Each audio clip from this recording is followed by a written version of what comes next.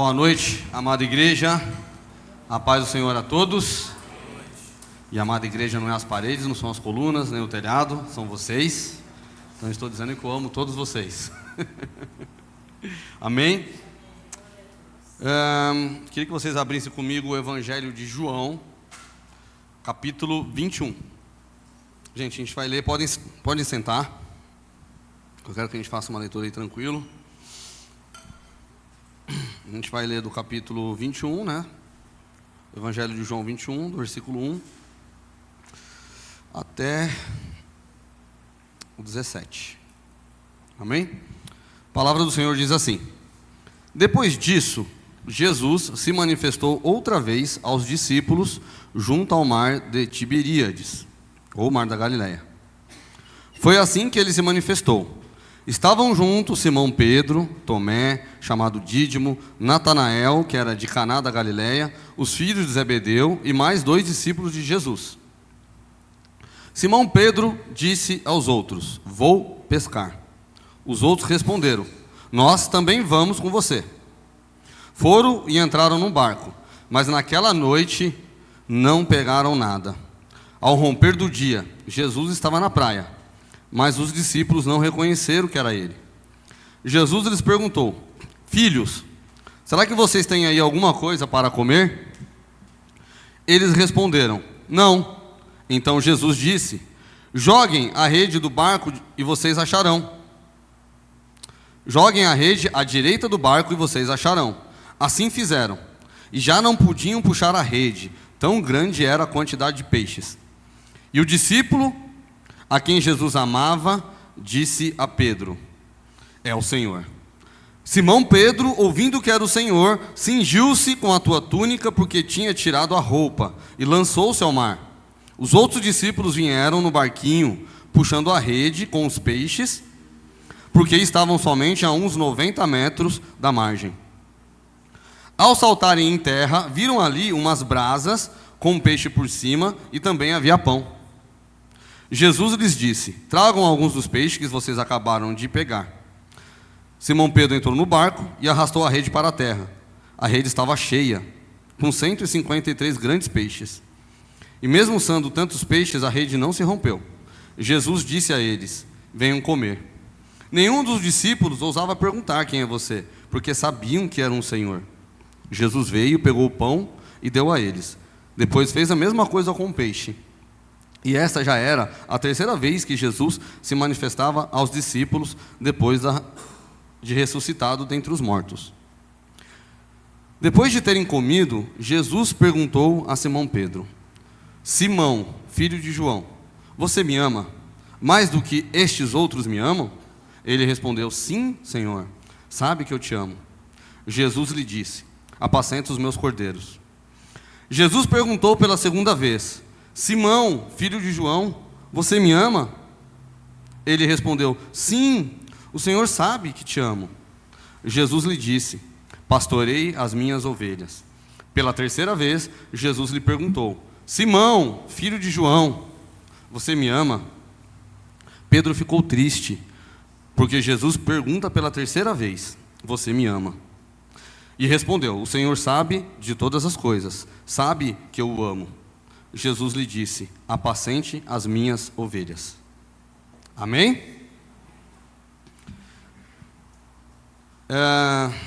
Esse texto é maravilhoso.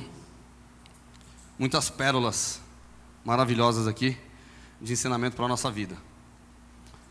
Um texto muito intrigante. Fala a respeito aqui da ressurreição. Fala do momento em que ele aparece para os discípulos de uma forma muito interessante. Por que de uma forma muito interessante? Porque a maneira que ele apareceu aos discípulos aqui é o mesmo cenário, o mesmo palco de algo parecido que já havia acontecido. Algo muito parecido que já havia acontecido. Quando a gente discorre por todo esse texto, a gente consegue perceber vários momentos que no decorrer do Evangelho, de alguma forma simboliza. E é muito interessante a gente começar a analisar essas partes. E a primeira dela que eu gostaria de trazer à memória da igreja é justamente esse cenário, o palco que tudo isso aconteceu. Algo muito parecido. Então Então, primeiro eu quero contar essa outra história, depois a gente volta aqui para esse texto para a gente poder discorrer. Outro palco acontece em Lucas 15. No Evangelho de Lucas, no capítulo 15, Jesus está iniciando o seu ministério. E ele então começa a pregar às margens do mar da Galileia. E ele começa a pregar e as pessoas começam a chegar. As pessoas começam a chegar, ele começa a se espremer, e aí ele vê 2 barcos se aproximando. Um desses barcos era de Simão Pedro. Então ele chega, chama esses 2 barcos e fala assim, viu, posso subir no barco? Porque as pessoas estavam apertando ele. Então, o que Jesus faz? Ele sobe no barco e pede para que eles possam afastar um pouco o barco da margem. Por quê? Porque ele afastando um pouco o barco da margem, ele sobe em cima do barco e ele consegue pregar para a multidão, sem precisar ficar sendo apertado. Então ele faz isso. Então ele usa o palco, que nesse momento aqui, o altar do barco de Pedro, se torna a maneira que Jesus começa a ministrar aqui nesse lugar. Nesse mesmo mar. Só que algo ainda mais interessante acontece. Porque ele chama Simão, após ele ter terminado a sua pregação, ele chama Simão, vem cá. Vamos fazer o seguinte, afasta agora mais o seu barco, vai mais para o fundo e lance as redes. Aí a palavra do Senhor diz que Pedro responde da seguinte forma: Jesus, nós trabalhamos, nós pescamos a noite inteira e nada pegamos. Isso já era de manhã. Nós trabalhamos a noite inteira e nada pegamos. Porém, sob a tua palavra, vou lançar as redes. O que Pedro está dizendo aqui? Ele está dizendo o seguinte: ó, Senhor, se fosse por mim, eu não ia não. Eu não ia não, porque eu acabei de chegar e não peguei nada. E não é por nada não, você acabou de chegar, eu não te conheço muito bem. E eu conheço essa redondeza aqui e entendo desse negócio de peixe.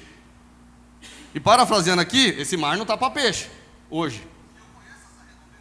Então, o que acontece? Nesse momento, ele toma a decisão de jogar as redes, mas ele fala assim: debaixo da tua palavra eu lançarei. Em outras palavras, ele está dizendo justamente isso: Senhor, eu entendo desse negócio, eu sei pescar, eu sou profissional nisso, eu trabalho nisso há muito tempo, sou bom nesse negócio de pescar. Então, eu não acredito que a gente vai pegar peixe hoje. Porém, como é o Senhor que está falando, debaixo da tua palavra vou lançar as minhas redes. Então ele lança as redes, e a palavra do Senhor diz que quando ele puxa, a rede estava carregada com tanto peixe, a ponto de se romper. As redes estavam se rompendo de tanto peixe. Olha que interessante isso. E aí, a gente já traz uma aplicação interessante aqui para esse momento, que é o seguinte: qual foi a atitude de Pedro aqui? Ele teve fé. De alguma forma ele pensou o seguinte: ei, vou lançar essa rede, porque é o Senhor que está falando. Então, da palavra, debaixo da palavra de Jesus, ele resolve lançar a rede. E aí, então, ele é surpreendido pelo sobrenatural de Deus. Porque ele havia acabado de chegar, ele havia acabado de encostar o barco e nada tinha pego. E quem entende um pouquinho de pesca sabe como é que é esse negócio. Não está pegando peixe ali, não pega fácil não. Está para outro canto, está para outro lugar. É algo sobrenatural, é só quem tem um domínio sobre os elementos da natureza para conseguir fazer algo assim. Está entendendo? E então, ele joga a rede e a rede sai carregada de peixe. E ele fala: uau! E aí então, o que ele percebe? Ele fala: ei, afaste-se de mim, porque eu sou um homem pecador. Isso é muito interessante, porque é o seguinte: lá como a gente vê do profeta Isaías, quando ele tem um confronto com Jesus, com Deus, e aí então ele fala: ei, meus lábios são impuros. O que eu quero dizer com isso? Quando nós, de alguma forma, somos confrontados, e nós ficamos cara a cara com o Evangelho, quando nós ficamos cara a cara com a palavra, quando nós somos confrontados pelo Espírito, o nosso pecado, ele é revelado. Perto da santidade de Deus. Então Jesus era santo. E Pedro, naquele momento, era o ponto da conversão dele. Ele olha para Jesus e então ele já identifica. Nesse momento aqui, Pedro já tinha entendido o que estava acontecendo. Esse homem é santo. um milagre acabara de acontecer ali. E o que é interessante? Porque muitas vezes na nossa vida, a gente faz as coisas muito parecido com Pedro. A gente é bom naquilo que a gente faz, a gente estuda, a gente já tem muitos anos de profissão, ou muitos anos de alguma habilidade que você tem. Faz muito tempo que eu faço isso, eu sou muito bom nesse negócio. E você continua trabalhando com as suas próprias forças. E aí, às vezes, a gente até chega no resultado, pelo esforço próprio, porque existe uma coisa chamada graça comum. Então, pela misericórdia de Deus sobre a nossa vida, a gente até chega a algum lugar, quando a gente trabalha, e a gente aplica todas as nossas forças, todas as nossas técnicas, tudo aquilo que a gente conhece, tudo aquilo que a gente entende, a gente aplica, faz do jeito certo, segue a receita. Então, a gente chega em algum resultado. Mas a palavra que eu tenho nessa noite é: quando você deixa de trabalhar com as suas próprias mãos e você entrega o controle para Deus, Ele faz muito além daquilo que você está acostumado a fazer. Ele faz além da sua expectativa. Ele transborda. Ele traz o sobrenatural para a sua vida. Aí Ele começa a operar milagres na nossa vida. Então, muitas vezes, aquilo que a gente faz, quando está sob o nosso controle, tem um resultado. Mas quando a gente sai do controle e entrega o controle para Jesus, de verdade. Quando a gente entrega o controle para Jesus, de verdade. Não é quando a gente diz que a gente está querendo fazer isso, mas quando verdadeiramente a gente faz isso. Porque não é fácil tomar essa decisão.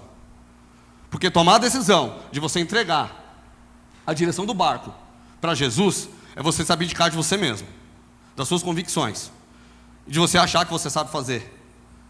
E aí você descer, e você ter humildade, e entender que Deus está no controle. E aí então o que Ele faz? Ele vem e faz o sobrenatural na sua vida. Aí aquilo que você achou que você podia fazer com as suas próprias mãos, quando você entrega para Jesus, Ele vai muito além, Ele opera milagres, Ele faz transbordar, Ele arrebenta as redes. Ele faz acontecer o sobrenatural, cara, para poder te mostrar que Ele é Deus na sua vida. E aí você fala: Reinaldo, mas por que às vezes o ímpio prospera? Não se importa com isso. Sabe por quê? Porque você tem que entender o seguinte: você é servo, você é filho, você escolheu servir. E muitas vezes Ele está te dizendo o seguinte: não é pelas suas mãos. Porque se Ele deixar você continuar tendo sucesso pelas próprias mãos, você vai se afastar de Deus. Você não vai continuar nos caminhos do Senhor, porque você vai começar a achar que é pelas suas forças. E não é pelas suas forças. Então Ele chega e fala assim: ei, sou eu que estou no controle. E aí Ele dá um tapinha aqui, Ele controla dali, e você começa a perceber que você é dependente de Deus. Então, para a gente que é servo, para nós que escolhemos andar nos caminhos do Senhor, não existe outro caminho, não existe outra forma do que a gente verdadeiramente estar no centro da vontade de Deus. Se você não se colocar nessa posição, você vai assumir um lugar de confronto, que não é para você. Sabe o que vai acontecer? Você vai padecer, você vai sofrer, porque você vai ficar brigando com Deus. Você vai ficar brigando com Deus, você está se colocando num lugar que não era para você se colocar. Porque Ele está dizendo o seguinte: ei, sou eu vim para deixar o seu fardo mais leve. Então deixa eu tomar conta aqui. E a gente está falando: não, sou eu que vou tomar conta. Sou eu que vou tomar conta. E aí quando verdadeiramente a gente toma a decisão de entender isso, e você larga, aí você percebe que Jesus assume. E aí o sobrenatural acontece. Aí aquilo que você menos esperava que poderia acontecer, Ele começa a operar milagres na sua vida. E você vai voar muito mais alto. Porque Ele entendeu que o seu coração está nele. E você deixou o controle da sua vida.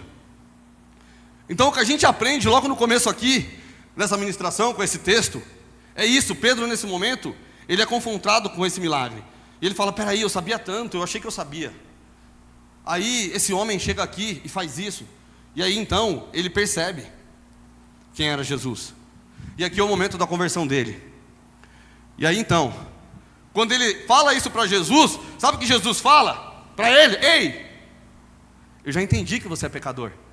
Eu já entendi que você é imundo e que você é impuro. E ele fala: eu quero você assim mesmo, me segue. Me segue, eu quero você exatamente do jeito que você está. Então para e me segue. E aí então, ele fala: peraí, Pedro, opa, esse homem que acabou de operar milagre, eu sou pecador, ele olha para mim, e eu acabo de dizer que eu não presto. Mas ele fala: eu quero você assim mesmo, vem comigo. E aí vem a segunda coisa muito interessante aqui. Aí ele e seus amigos largam tudo, deixam tudo ali e começam a seguir Jesus. O ato de deixar tudo ali, a palavra do Senhor diz, se a gente for ver em Lucas 5, no final, vai dizer o seguinte, que eles deixaram as redes, encostaram os barcos e seguiram Jesus. Deixaram tudo para trás. Isso aqui estava representando uma nova vida, estava representando um novo momento na vida de Pedro. Ele estava tomando uma decisão de seguir um novo caminho, e ele tomou a melhor decisão da vida dele, de seguir Jesus.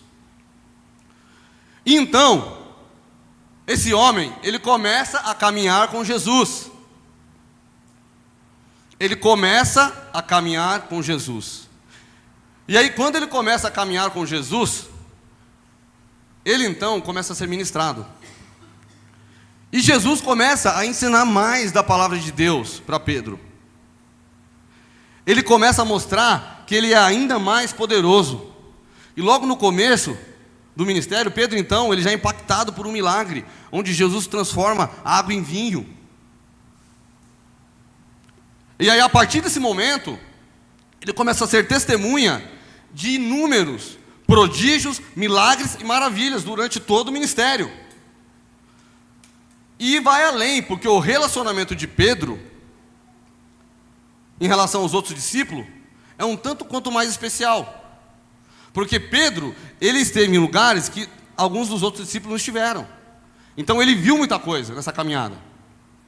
Pedro, por exemplo, ele de uma forma muito especial foi o único, com mais 2 discípulos, que viram Jesus ressuscitar a filha de Jairo. Pedro e mais 2 discípulos, Tiago e João, estiveram no monte da transfiguração, onde eles puderam ver a face de Elias e Moisés. Pedro, ele também esteve no Getsêmani, um pouco antes de Jesus ser preso, quando Jesus orou, escorreu gotas de sangue. Era ele, Tiago e João. Então Pedro, ele esteve em lugares que nem todos os outros tiveram. Então ele tinha um tratamento, um carinho muito especial. Pedro foi o único que andou sobre as águas, mostrando a ousadia dele, mostrando essa vontade de servir Jesus, de ir até ele. Só que ao mesmo tempo também mostrou a fraqueza, quando ele desacreditou num determinado momento e questionou. Então ele caiu. Pedro, e essa parte é incrível, em Mateus 16, no versículo 17, ele vai fazer uma declaração acerca de quem é Cristo. Jesus, ele está chegando em Cesareia de Filipe, e ele vai conversando com os discípulos, e aí ele pergunta para eles: quem vocês dizem que eu sou? E aí eles falam: uns dizem que você é João Batista, outros dizem que você é Elias, outros dizem que você é Jeremias, ou um dos profetas. E ele fala: não, peraí, vocês não entenderam a pergunta, agora eu quero saber o seguinte: quem vocês dizem que eu sou? E aí então, Pedro toma a dianteira, toma a frente e diz: Senhor, Tu és o Cristo, Filho do Deus vivo. Nesse momento, Cristo diz: ei, isso não vem de vós, isso é inspiração que vem do alto. Então, nesse momento, existe uma declaração muito forte a respeito da divindade de Cristo. Pedro, então, ele apresenta de uma forma sobrenatural e direcionado pelo Espírito Santo, mostrando o seguinte: o Senhor é o Filho de Deus, o Senhor é o Cristo. Pedro, de uma forma sobrenatural, ele dá essa declaração de quem é Cristo. E Cristo responde: isso não vem de vós, isso é inspiração dos céus. E sobre essa declaração de que eu sou a rocha, a igreja vai se estabelecer. A rocha que é Cristo. E é muito interessante porque aqui de alguma forma tipifica a figura do apóstolo, de como tem que ser o caráter e como tem que ser a pessoa da igreja, de nós cristãos. Então é uma declaração muito forte a respeito de Cristo, e o que Deus afirma também, Jesus aqui afirma acerca de Pedro. Então é muito interessante porque a gente percebe que existia uma relação muito íntima de Pedro com Jesus. Eles viveram muita coisa junto. Então a gente pode dizer que eles tiveram um laço de amizade. Era a vida na vida, né? Como a gente fala hoje. Eles tinham realmente um laço de amizade. Existia confiança, existia parceria, existia caminhar junto. Existia passar fome junto, ter dificuldade junto, alegria junto. Sabe o que é estar ali, constantemente? Irmão, é estar junto. Mas ir um pouco além, porque nesse caso aqui, ele era um discípulo. Então ele estava debaixo da autoridade de Jesus, sendo ministrado por ele. Então existia respeito, reverência, tudo isso. Só que aí então, a gente percebe que esse mesmo Pedro, ele agora, a gente vai para esse texto, aonde ele já está com o coração contrito. Ele está com o coração quebrado. Algo havia acontecido, que ele estava com o coração quebrado. Um pouco antes de Jesus ser crucificado, Jesus ele é preso pelo Sinédrio. E ele é levado então aos fariseus. Ele é levado à sinagoga. E a palavra do Senhor diz o seguinte, que Pedro, ele era conhecido do sumo sacerdote, e ele então consegue entrar na sinagoga. E ali naquele lugar, quando Jesus já começa a ser açoitado, esbofeteado, cuspido e condenado, alguém chega e olha para Pedro e fala assim: ei, você não é um daquele que segue aquele Galileu? E aí ele vai responder o seguinte: eu não sei do que você está falando. Vamos ler esse texto? Acho que vale a pena. Coloca aí na tela, Marcos capítulo 16.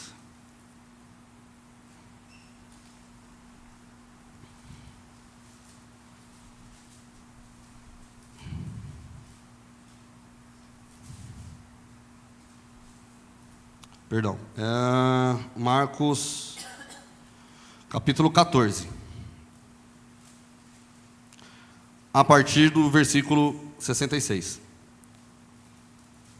Diz o seguinte: estando Pedro embaixo no pátio, veio uma das empregadas do sumo sacerdote, e vendo Pedro que se aquecia, fixou os olhos nele e disse: você também estava com Jesus, o Nazareno.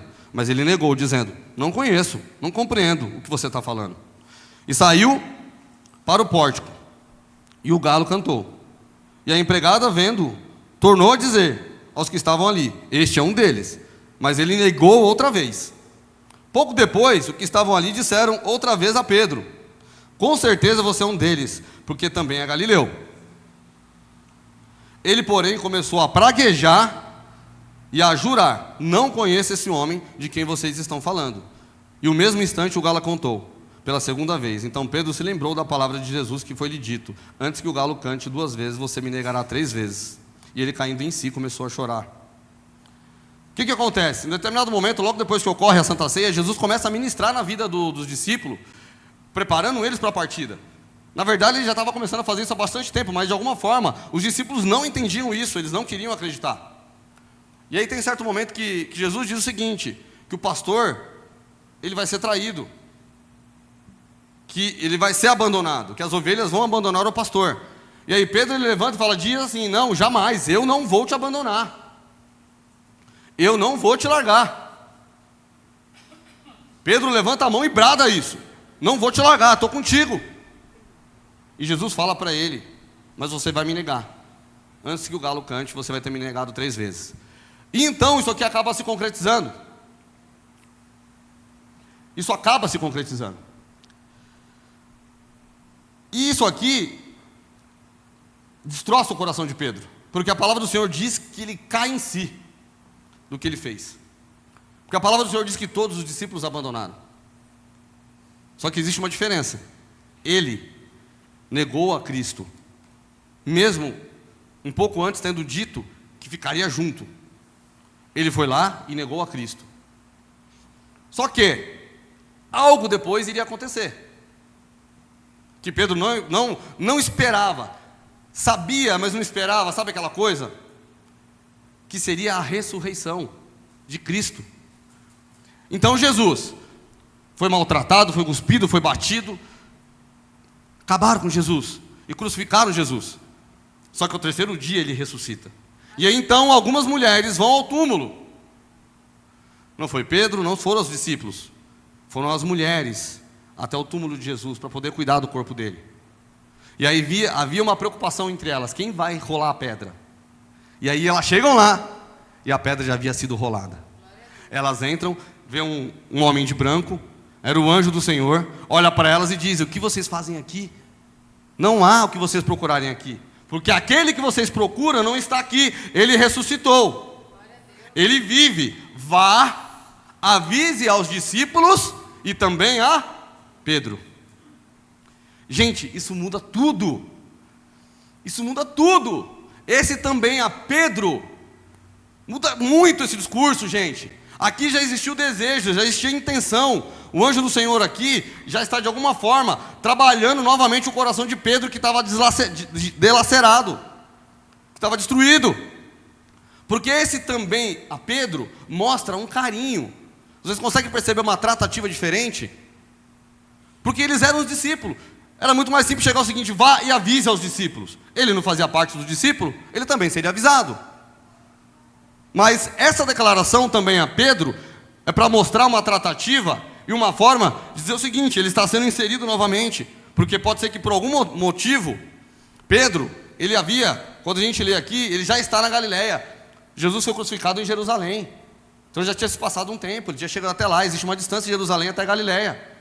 Então vocês imaginam como é que não estava o coração de Pedro, martelando no coração dele, o que já passava pela cabeça dele, que ele já não era mais digno de ser testemunha da ressurreição de Cristo, que ele já não era mais digno de ser testemunha de Cristo, de ser discípulo de Cristo, porque ele havia negado a Cristo, ele tinha abdicado, ele tinha, de alguma forma, ele não se sentia mais digno para isso.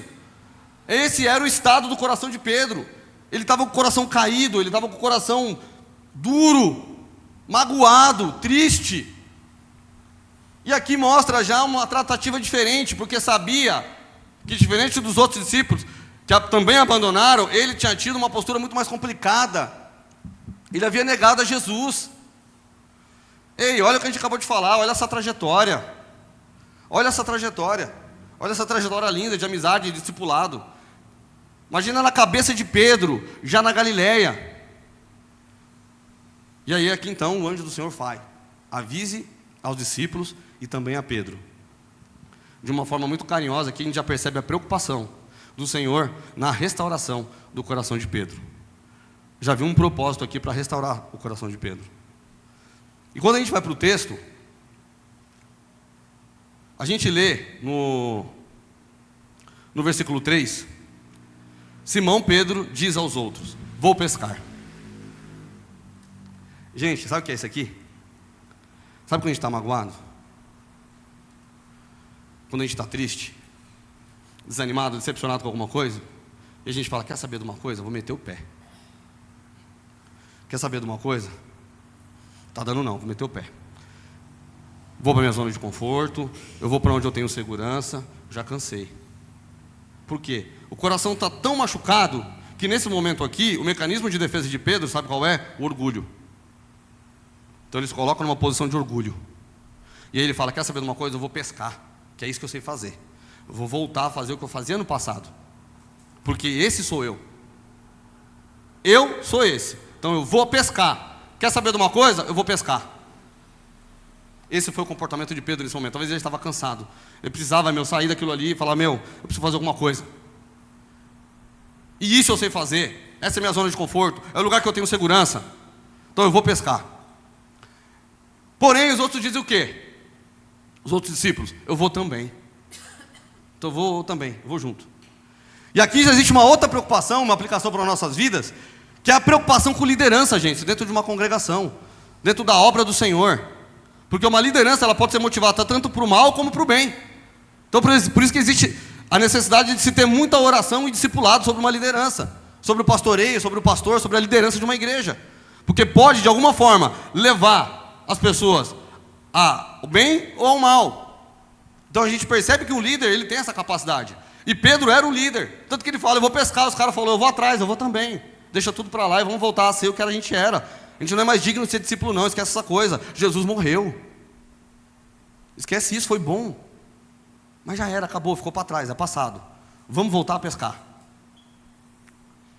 Essa é a atitude que eles tomam.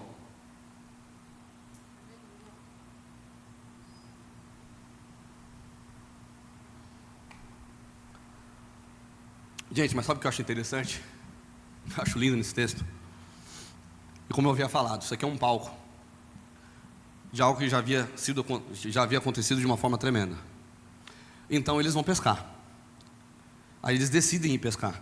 Eles passam a noite inteira pescando. E sabe o que acontece? O que acontece? Eles não pescam nada. Sabe por quê, gente, que eles não pescam nada? Porque eles tinham saído do centro da vontade de Deus. Eles estavam querendo confrontar Deus. E aí eles voltaram. Foram pescar, é isso que a gente é bom, catar o barco. Como é que é mesmo esse negócio aqui? Enrola a corda aqui, puxa dali. Ah, legal, pô, lembrei, é isso aqui, cara, que nem andar de bicicleta, a gente não esquece não. Vamos embora que a gente é bom nesse negócio. Vamos seguir em frente. E aí eles vão, cara, ele está retomando, querendo assumir o papel da vida antiga. E aí na primeira oportunidade os caras fracassam. Aí eles vão e não pegam nada.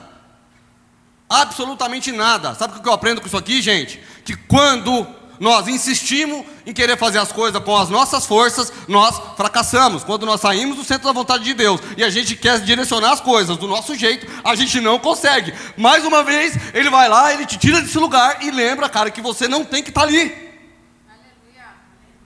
Glória a Deus. Que não tem que estar ali. E aí então, eles estão voltando. E talvez frustrado. Imagina o papo no barco, cara. Frustração. Foram para lá. Não deu certo o ministério com Jesus. Agora a gente voltou, tentou fazer isso aqui de novo. Também não deu certo. Eles estão voltando, frustrados. Aí eles estão chegando na beira-mar. Aproximadamente 100 metros de distância, eles escutam uma voz. Ei! Tem peixe para comer aí? Tem não pegamos nada. Então faz o seguinte, cata a rede, joga do lado direito. Aí na hora que eles jogam a rede volta carregada de peixe novamente. Porque foi debaixo da palavra de Jesus.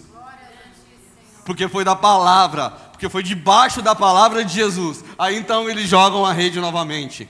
E sabe o que é lindo, gente? Porque nesse momento diz a palavra que aquele discípulo que é amado e querido do Senhor disse, é o Senhor. Ele reconheceu. E esse discípulo é João. E eu acho muito legal, gente, porque a gente percebe a diferença da característica deles. A diferença que existe no corpo. A diferença que existe entre os discípulos. João, sensível, muita sensibilidade. Ele reconheceu a voz do Senhor. Ele percebeu naquele ato, ei, é o Senhor. Então cada um tem um jeito. E aí o Pedro, muito louco, o que ele faz? Ele está pelado, cara. Ele coloca a capa e cai na água. E vai, meu, na frente, atrás de Jesus. Está entendendo? Olha como que são as coisas. Um com uma sensibilidade, o outro é louco, vai para cima. Não, eu vou, quero encontrar Jesus. Aí eu fiquei pensando, cara, vocês não têm ideia quantas vezes eu li esse texto e pensei, meu, qual que é o sentido do cara colocar a capa para cair na água? Aí você fala assim, reverência. Ele não queria chegar nu na presença do Senhor. Ele não queria chegar nu na presença do Senhor. E 100 metros, gente, com uma rede carregada de peixe, você não chega com velocidade na margem.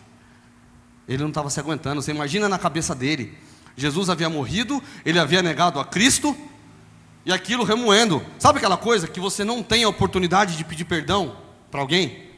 Você magoou alguém, aí de repente chega uma notícia que aquela pessoa faleceu. Você não teve tempo de se despedir. Você não teve tempo de pedir perdão. Você não teve tempo. Pedro nessa hora, ele fala, não, agora eu não perco essa oportunidade por nada, mano. Eu não perco essa oportunidade por nada. Então ele cai na água e vai na direção de Jesus. Vai na frente. A palavra não diz isso, mas eu gosto de imaginar o seguinte, porque a palavra diz que quando eles chegam, já havia uns gravetos, já tinha um fogo acontecendo, e aí ele pede o peixe para colocar na brasa. E diz que tinha pão ali também.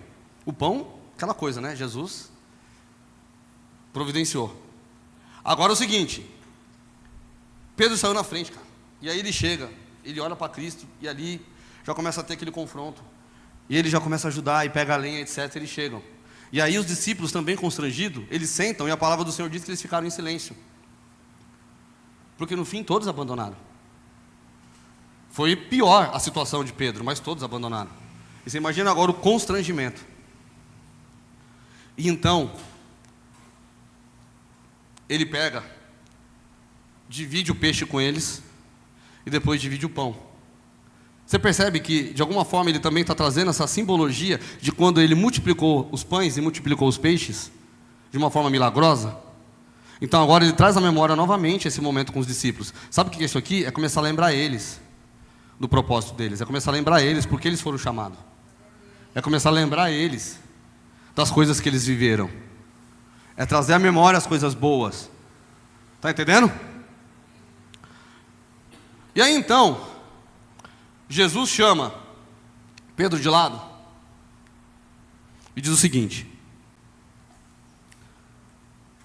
Simão, filho de João, você me ama mais do que os outros me amam? Queria que vocês coloquem de novo aí Mateus 16, versículo 17. Eu achei isso aqui incrível. Sabe quando que Jesus tratou Pedro dessa forma? Foi justamente na declaração que Pedro fez a respeito da divindade de Cristo. Então Jesus afirmou: bem-aventurados é você, Simão Barjonas, porque não foi carne e sangue que revelaram isso a você, mas meu Pai que está no céu. Sabe o que significa Simão Barjonas? Barjonas é um termo aramaico. Bar significa filho, Jonas, filho de Jonas, que é igual a João. Então nós estamos dizendo o quê? Deus falou como aqui para ele? Simão Pedro, filho de João. E agora a gente vê o que aqui? Jesus dizendo: Simão, filho de João. E sabe o que significa isso quando você fala de qual é a família da pessoa, de quem ele é filho? Está falando sobre linhagem, está falando sobre identidade. Ele está lembrando Pedro quem é ele. Ele está dizendo o seguinte: ei Pedro, você é meu discípulo. Lembra naquele momento que da sua boca você declarou que eu era o Cristo? Eu estou te lembrando isso. Eu sou o Cristo na tua vida. Eu sou o Cristo na sua vida. Eu sou o Cristo revelado. E eu estou aqui te chamando de filho. É colocando novamente Pedro num lugar de honra. É olhar para Pedro e dizer o seguinte: ei, lembre-se quem você é. Ei, lembre-se quem você é. Lembre-se que você é ungido. Lembre-se que você é um separado do Senhor. Lembre que naquele momento Deus te revelou quem eu sou. E nesse momento eu sou contigo. E aí eu quero dizer o seguinte: você se lembrando disso, você me ama? E ele fala: sim, Senhor, sabes que eu te amo. Apacenta as minhas ovelhas. Opa, propósito. Lembra que eu te prometi lá atrás, em Lucas 5, que você seria pescador de homens? Apacente as minhas ovelhas, foi para isso que você foi chamado. Uma vez eu disse para você: você será pescador de homens. Deixa seus barcos, deixa sua rede. Eu estou te chamando para ser pescador de homens. Apacenta as minhas ovelhas. Ele está dizendo o seguinte: ei, essa é a tua identidade, e esse é o seu propósito. Essa é a sua identidade e esse é o seu propósito. Ser pescador de homens. Apacenta as minhas ovelhas. E aí ele pergunta mais uma vez: você me ama? E ele reforça isso. E Pedro responde: sim, o Senhor sabe que te amo. E pela terceira vez, e quando ele pergunta pela terceira vez, a palavra do Senhor é linda. E a palavra do Senhor diz que nesse momento ele se entristeceu. Sabe por quê? Porque ele lembrou que ele havia negado Cristo por 3 vezes. Então ele chega e fala: ei, você sabe de todas as coisas, Cristo? E ele fica triste, porque aquilo veio à memória. Mas sabe o que é isso aqui? Cura! É Jesus lembrando ele do que tinha acontecido, dizendo o seguinte: ei, apacente as minhas ovelhas.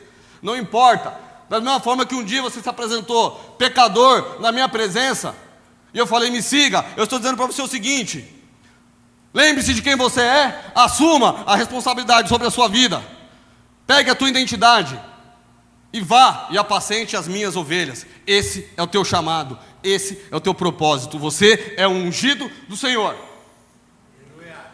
E aí Jesus Cristo, de uma forma maravilhosa, nos ensina uma coisa, gente, que a gente está longe, mas muito longe de aprender. Mas muito longe, gente. Sabe o que ele ensina? O perdão de uma forma tremenda e maravilhosa. Porque a gente hoje, se a pessoa passa e não te cumprimenta, você fica chateado com a pessoa, você fica magoado com a pessoa. A gente está cheio de mimimi. A pessoa não falou comigo. E aí então, a gente já acha que é suficiente isso para julgar ou deduzir alguma coisa sobre a vida da outra pessoa, e achar que isso é suficiente para sair fora do corpo, da unção e da comunhão de Cristo. Então Cristo nos ensina, uma pessoa que foi traída, caluniada. Gente, de verdade, quem de vocês aqui, porque eu já me decepcionei com amigos, por muito menos, mas por muito menos, amigos fiéis que caminharam comigo, e aí cometeram algum equívoco, escorregaram, e eu não tive a capacidade de perdoar. Aí eu venho aqui e aprendo com Jesus. Quem sou eu? Porque vocês, todos nós tivemos em algum momento numa caminhada que a gente se decepcionou com alguém, porque essa pessoa cometeu alguma coisa, porque ela te traiu, porque ela fez algo. E aí então nós achamos um direito de sermos orgulhosos, trancar o nosso coração e falar assim: não vou mais falar com essa pessoa, vou começar a evitar, vou começar a ser indiferente.